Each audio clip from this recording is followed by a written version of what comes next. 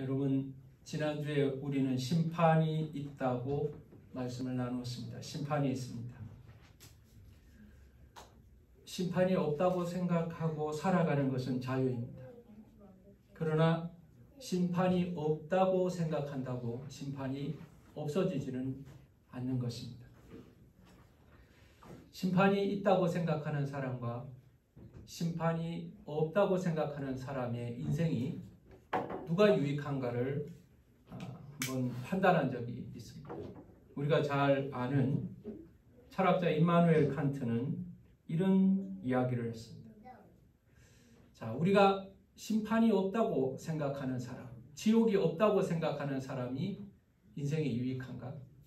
아니면 심판이 있고 지옥이 있다고 생각하는 사람의 삶이 유익한가를 한번 생각해 보자는 겁니다. 만약에 지옥이 없고 심판이 없다고 한들 심판이 있다고 생각하고 살았던 사람은 바르게 살았고 모범적으로 도덕적으로 살았기 때문에 그는 칭찬받는 시민이었을 것이고 손해볼 것이 전혀 없을 것이라고 말합니다. 그럼 만약에 심판이 없다고 생각했는데 심판이 있었다고 생각한다면 그의 인생은 모든 것이 부정될 것이라는 겁니다.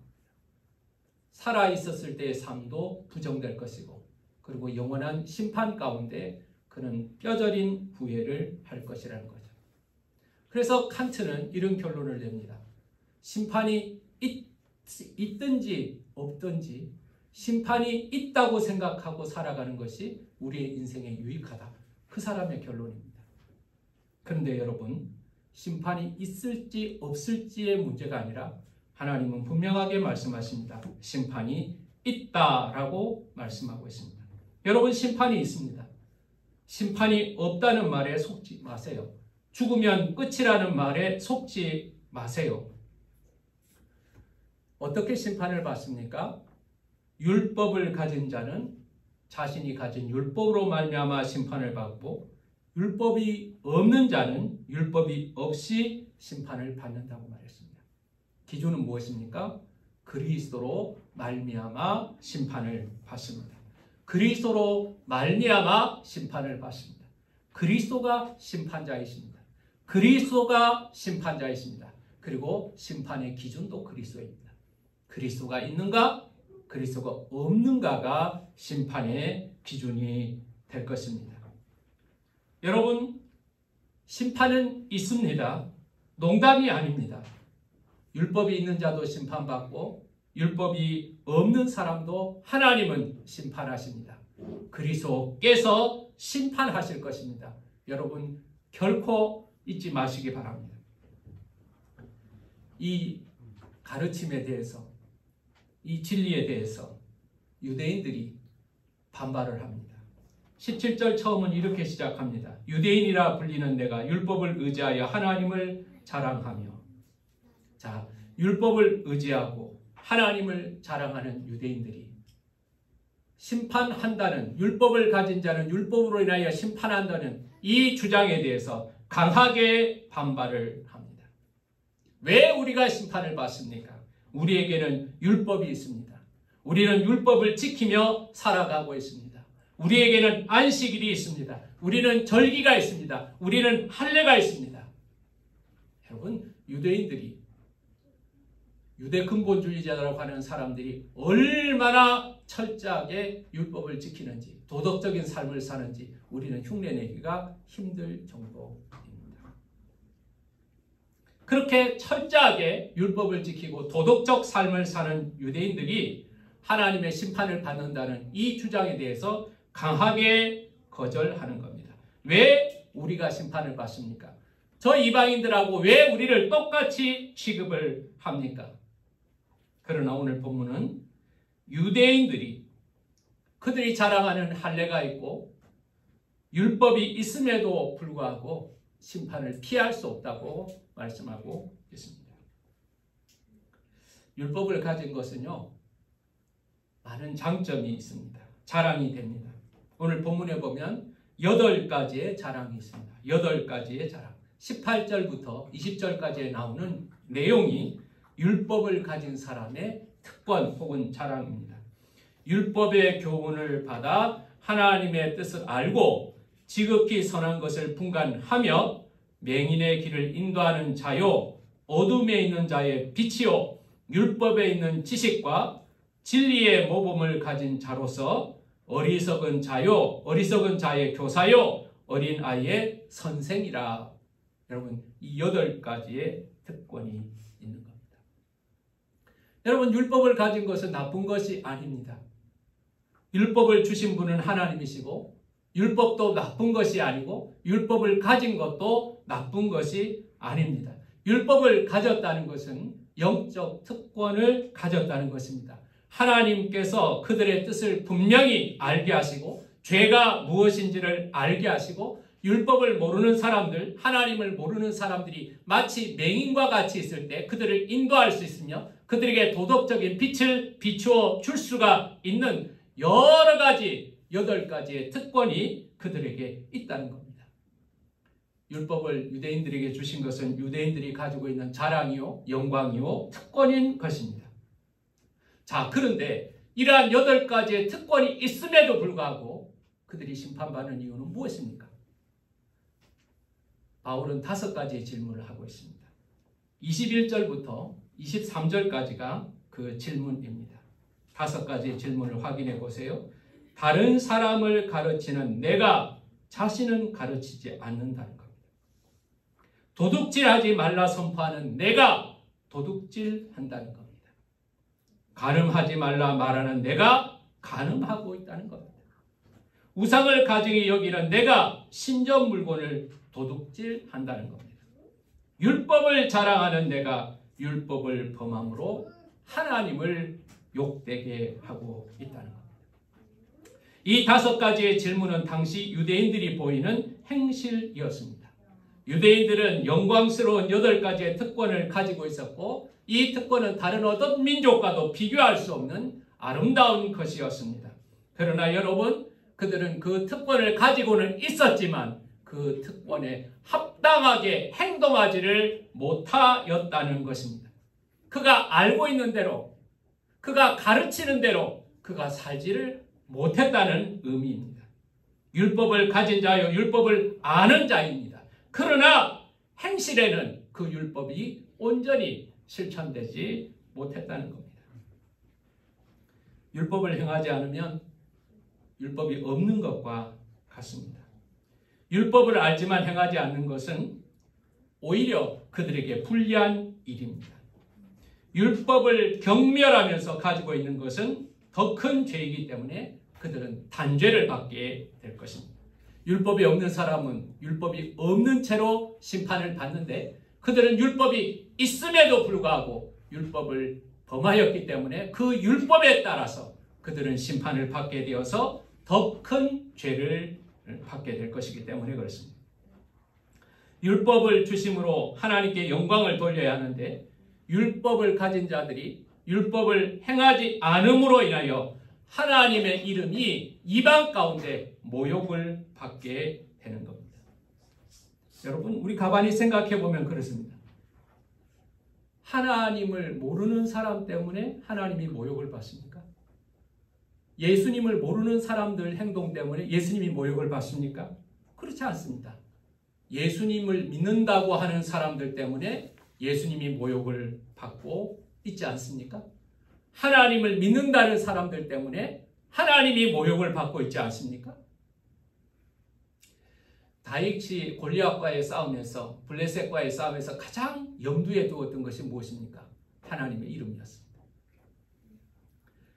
다윗이 형들을 위문하러 그 전장에 갔을 때 블레셋과의 전쟁에서 한 장수가 나와서 욕을 하는데 엄청난 욕을 해대는데 하나님의 이름을 욕하고 있는 겁니다.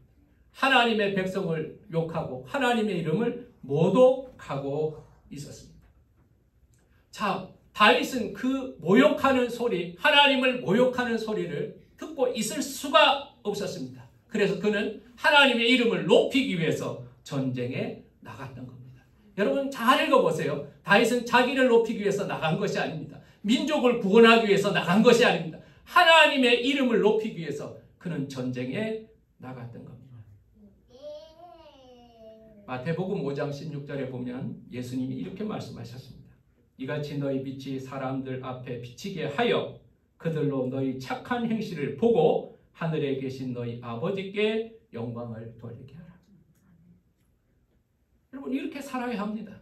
이렇게 살 것이 우리 믿는 자에게 주어진 사명입니다. 그런데 유대인들은 그렇게 하지를 못했습니다. 율법을 가지고 있는 것으로 거룩하다고 착각합니다. 성전에 다녀왔기 때문에 죄가 없어졌다고 착각합니다. 많은 것을 하나님 앞에 바쳤기 때문에 하나님은 나를 반드시 도울 것이라는 착각 속에 살아가고 있는 겁니다. 그런데 야고보서 2장 10절에는 율법에 관한 굉장히 중요한 말씀을 하고 있습니다.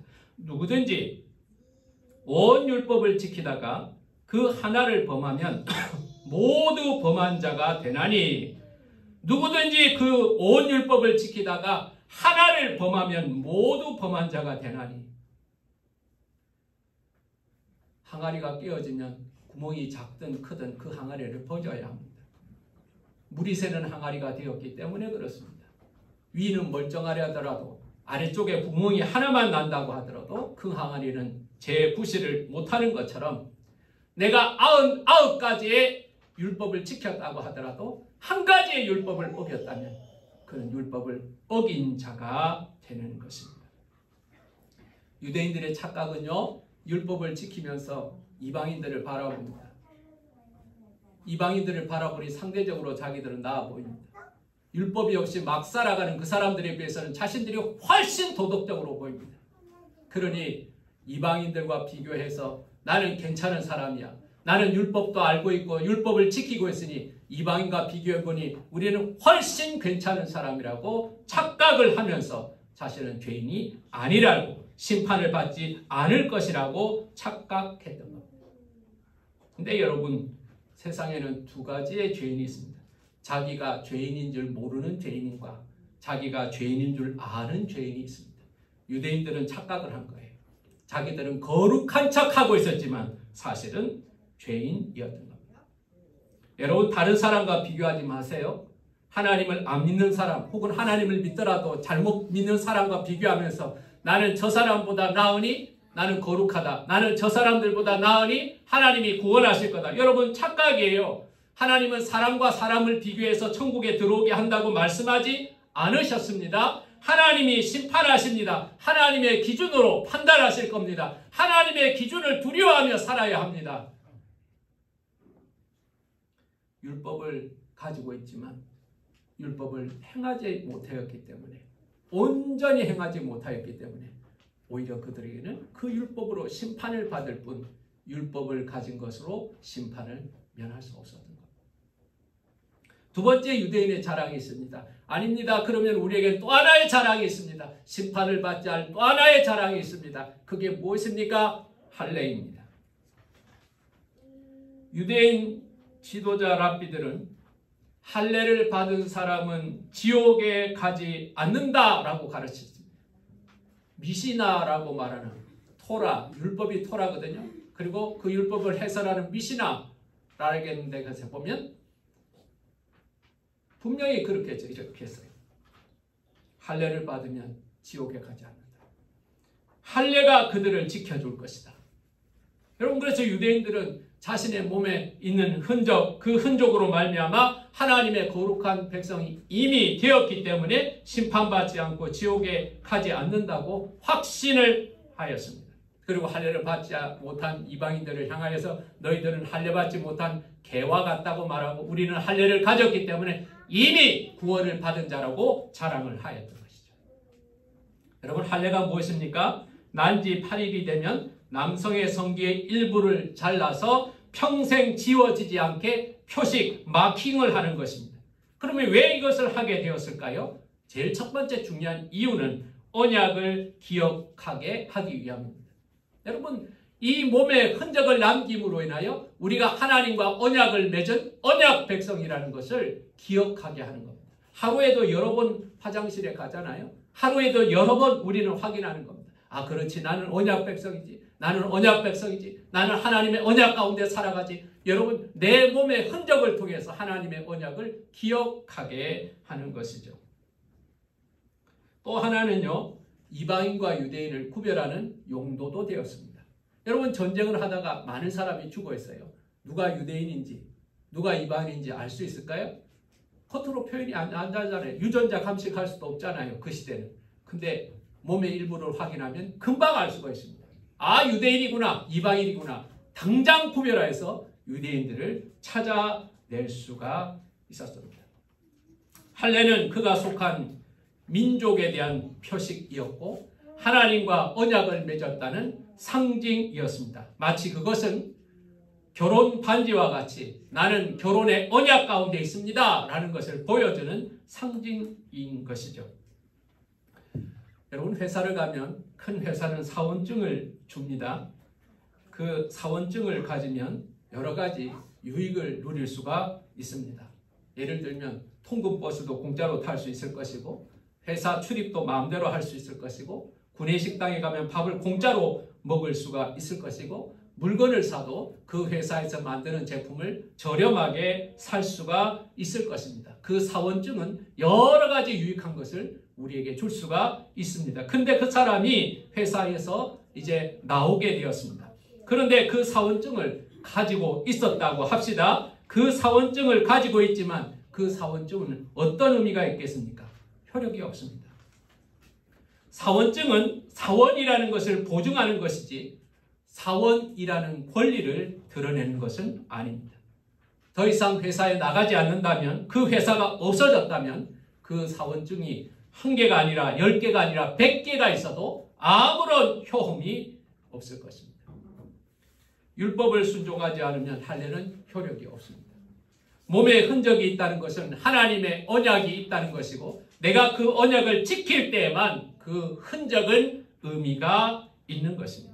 그래서 오늘 본문 말씀은 율법을 어기면 할례는 무할례가 된다는 겁니다. 할례는 백신이나 부적이나 진노에서 자동으로 벗어나게 하는 마술과 같은 능력이 있는 것이 아니라는 겁니다. 우리가 순종을 대신하는 것이 아니라는 겁니다. 할례는 내가 하나님의 말씀에 순종하겠습니다 라고 결단한 흔적이지 순종 그 자체가 아니라는 것입니다. 율법을 어긴 사람은 할례를 받지 않은 사람과 전혀 다를 바가 없다고 말하고 있습니다. 반대로 할례를 받지 않았으면서도 율법을 잘 지키면 그는 할례자와 같이 여긴다고 선포하고 있습니다. 율법을 지키고 순종하는 이방인은 할례를 받고 율법을 준수하는 유대인과 똑같이 여기신다는 것입니다. 할례는 율법을 순종해야 하는 유대인의 선언이지 율법을 대신하는 것이 아니라는 것입니다. 할례가 있다고 하나님이 심판을 피하는 것이 아니라 그 할례에 따른 언약에 순종하고 있을 때만 그 할례는 구원의 표식이 되는 것입니다. 그런데 오늘 본문을 보면서 우리는 두 가지의 할례가 있다는 사실을 알게 됩니다. 여러분, 두 가지 할례가 있다가 그러면 유대인들이 눈이 둥그러질 거예요. 아니 8일 만에 받는 할례, 그 외에 또 다른 무슨 할례가 있는가? 라고 말하고 있습니다. 여러분 중에서도 아직 할례 받지 않는 사람이 있다면 빨리 할례를 받아야 합니다. 그러면 어떤 할례가 있습니까? 첫 번째는 육적 할례입니다. 8일 만에 받는 육적 할례. 유대인들만 받을 수 있는 육신의 할례가 하나가 있습니다. 그리고 또 하나는 우리가 받아야 하는 하나는 무엇입니까? 이것은 내적 할례인 것입니다. 마음의 할례를 받아야 하는 것입니다. 몸에 받는 것이 아니고요. 몸을 찢어서 피 흘려서 받는 것이 아니고요. 우리의 마음에, 우리의 영혼의 할례를 받아야 하는 것입니다. 사람들은 몸에 보이는 육의 할례를 중요하게 생각할지 모르지만 하나님은 그 육의 할례가 아니라 우리 내면의 할례, 내면의 할례를 받았는가를 확인하고 계시다는 사실을 기억해야 합니다. 몸의 할례를 받았지만 내적 할례를 받지 못하면 그 할례는 무효입니다. 아무 의미가 없습니다. 그러나 우리가 난지 8일 만에 할례를 받지 못하였다고 할지라도 우리 안에, 우리 내면에 할례를 받았다면 우리는 할례를 받은, 육적 할례를 받은 자와 똑같은 효력을 가지는 것입니다. 이 내적 할례에 대해서 이미 구약 성경에도 나오기 시작합니다. 에레미야 4장 4절에서 이렇게 기록하고 있습니다. 유다인과 예루살렘 주민들아, 너희는 스스로 할례를 행하여 너희 마음 가죽을 베고 나 여호와께 속하라. 그리하지 아니하면 너희 악행으로 말미암아 나의 분노가 불같이 일어나 사르리니 그것을 끌 자가 없으리라. 하나님이 말씀하신 거예요. 에레미야를 통하여 하나님이 말씀하시기를 너희들은 마음의 가죽을 베고 하나님께 속하라고 말했어요. 육적 할례 다 받았어요. 에레미야 시대 때도 다 육적 할례는 받았어요. 근데 그것 가지고 안 된다는 거예요. 그것 가지고 안 된다는 거예요. 마음의 가죽을 베고 마음의 할례를 받으라고 말씀하고 계신 것이에요. 여러분, 저와 여러분은 마음의 할례를 반드시 받아야 합니다. 할례가 있냐 없냐, 이것은 대단히 중요한 문제입니다. 이 할례가 없으면 하나님의 구원받은 백성으로서의 흔적이 없는 것이요, 구원의 표가 없는 것입니다. 우리는 마음의 할례를 다 받아야 합니다. 그러면 어떻게 우리가 이 마음의 할례를 받는가? 내적 할례를 받는가? 할례는요, 율법과 관련되어 있습니다. 율법을 상징합니다. 내가 언약 가운데 있습니다. 율법 가운데 있습니다. 율법을 준수하겠습니다. 그것을 보여주는 외적 표가 할례예요.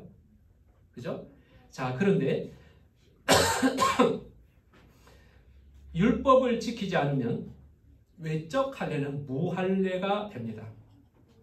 근데 내적 할례를 받은 사람은 율법을 온전히 지킨 자로 인정을 받습니다. 그러면 내적 할례는 무엇을 의미할까요? 어떻게 하면 우리는 내적 할례를 받을 수가 있겠습니까? 그것은 바로 복음을 온전히 영접하는 것입니다. 복음을 소유하는 것입니다.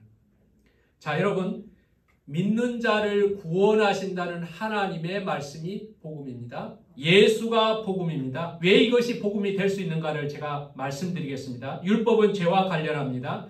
율법은 무엇이 죄인지 죄가 아닌지 하나님의 뜻을 온전하게 드러내는 것입니다. 우리는 율법을 지킬 수가 없어서 죄인입니다. 그래서 하나님께서는 예수 그리스도를 율법에 순종하게 하십니다. 율법의 모든 조문에 순종하게 하십니다. 그리고 율법을 지킴으로, 온전히 지킴으로 인하여 율법의 조건들을 감당케 하셨습니다.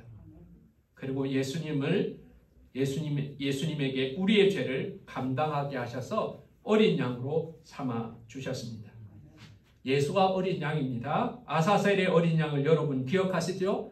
모든 백성들의 죄를 지고 광야로 나가서 목말라서 죽는 그 아사셀의 양인 말입니다. 세례 요한은 예수님을 바라보면서 보라, 세상 죄를 지고 가는 하나님의 어린 양이로다, 그렇게 말했습니다. 예수 그리스도에게 온전하게 한 어린 양이 되게 하시고 그 온전한 어린 양에게 우리의 모든 죄를 감당하심으로 말미암아 그 양을 죽게 하신 것입니다. 그 양을 죽게 하신 것입니다. 그 양이 짊어져 있는 모든 죄를 감당하게 하시려고, 대가를 지불하게 하시려고 그를 죽게 하신 것입니다. 여러분, 이것이 하나님의 공의입니다. 피 흘림이 없이는 사함이 없습니다. 죄에 대한 대가를 지불하게 하셨습니다. 우리의 모든 죄를 대시고 어린 양 예수 그리스도가 십자가에서 죽으셨습니다. 믿으시면 아멘 합시다. 여기서 착각하지 말아야 하는 것이 있습니다. 예수 그리스도께서 십자가에서 나의 죄를 지고 죽으셨다는 그 사실로 인하여 내 죄가 사해지는 것이 아니라는 겁니다. 여러분 잘 들으세요. 잘못 들으면 굉장히 오해할 수 있습니다. 예수 그리스도께서 내 죄를 지시고 십자가에 죽으셨다는 그 십자가의 사건으로 내 죄가 사함받는 것이 아니라는 겁니다.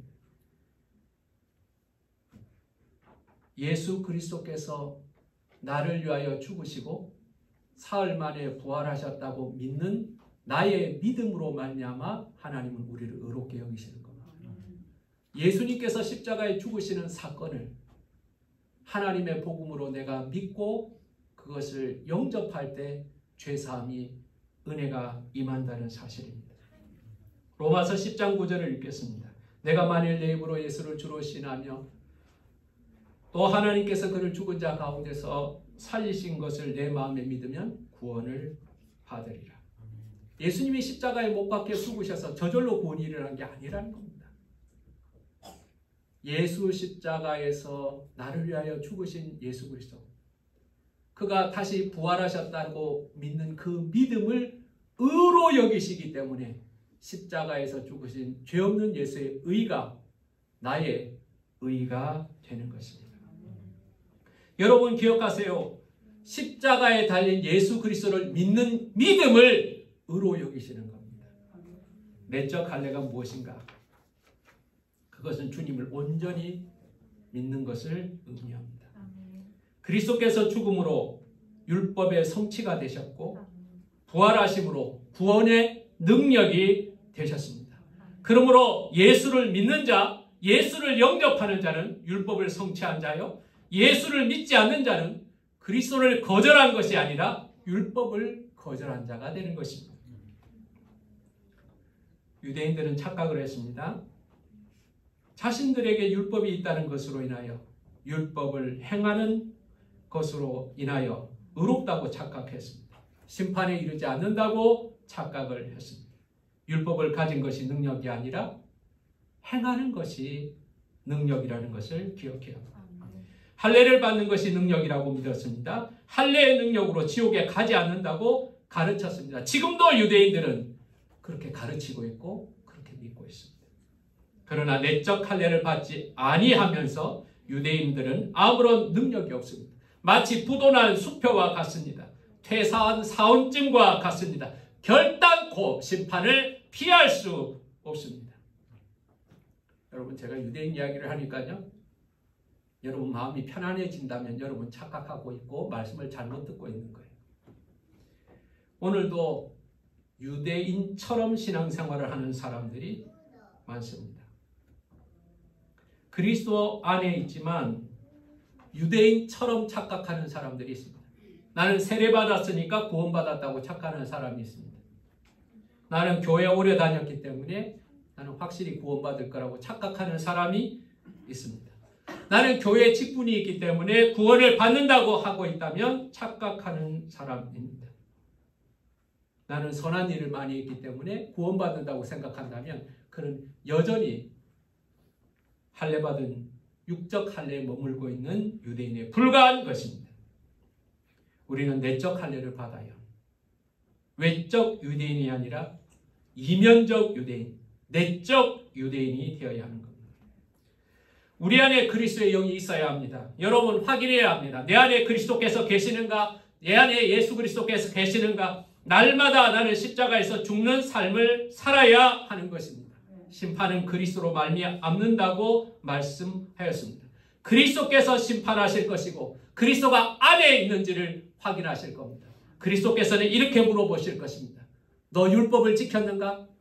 너 거룩하게 살았는가? 착한 일을 많이 하였는가? 직분이 있는가? 여러분 그거 물어보지 않을 겁니다.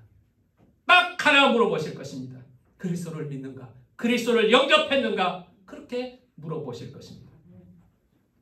예수 그리스도가 내 안에 있어야 합니다.